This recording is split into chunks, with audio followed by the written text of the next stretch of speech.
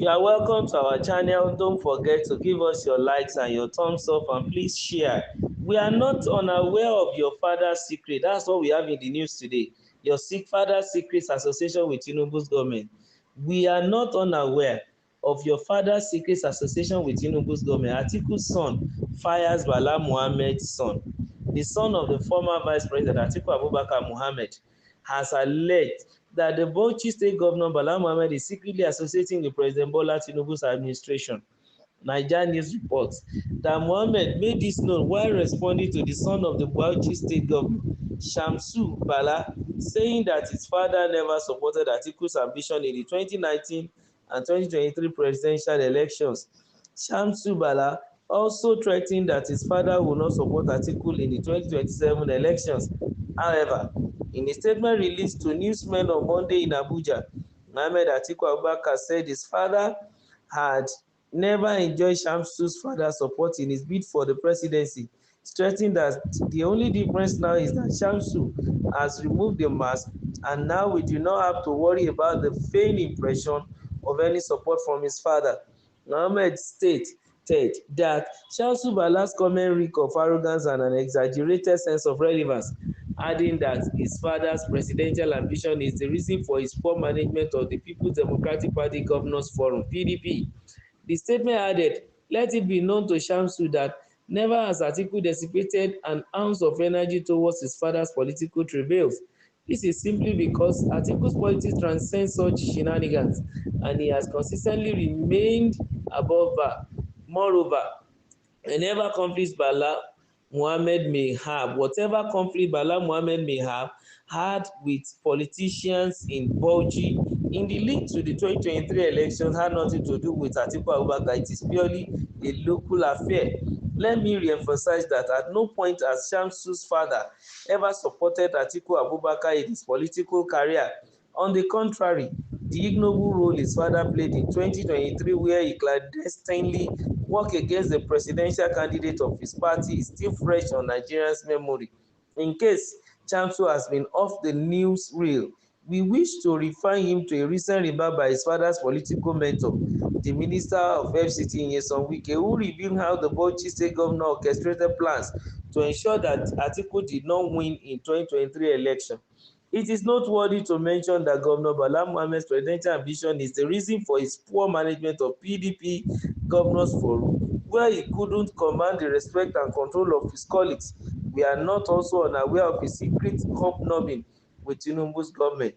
Let me conclude by telling my brother Shamsu that the focus of every patriotic Nigerians should be on promoting political discourse that advances our dear country, Nigeria, not on needless rantings. Well, this is a discussion between the sons of two politicians.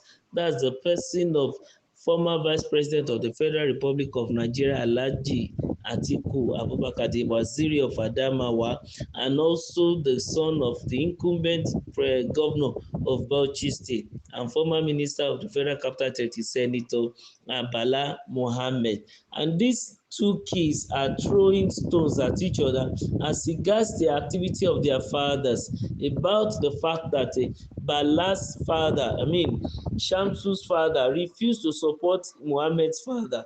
Bala refused to support Atiku in 2019 and 2023 election, believing that he's a traitor, and is trying to also say that this time around, I think it's good that his son has come out to speak openly that his father did not support the former vice president because of the reasons best known to him, but at least Mohammed could easily say and clarify that his father is, doing well and he knows the right thing to do.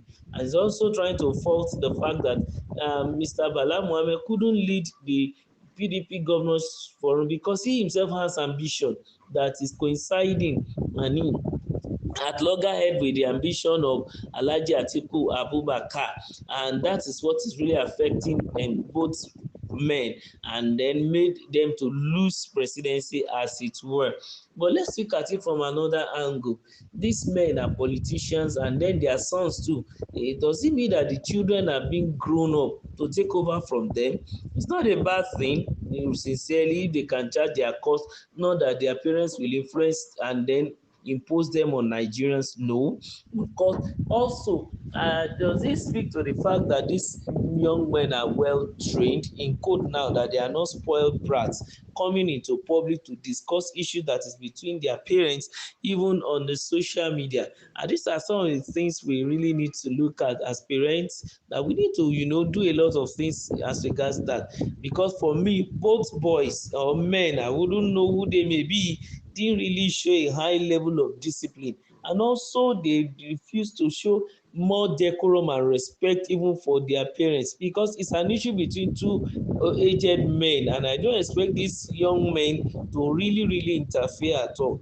Yes, they can begin to rally for their fathers, rally around for support for their individual fathers, but not to the point that they come to public to fight, because we all know that politicians are the same. As the children are fighting, their fathers will never fight, because after they decide to go out for ambition purposes, and at the end of the day they finish the round of wrestling and everybody will still come back to the same round table, they will eat and drink together, they sit under the same roof to launch their individual biographies together, they invite themselves to different iftars and also Salah celebration.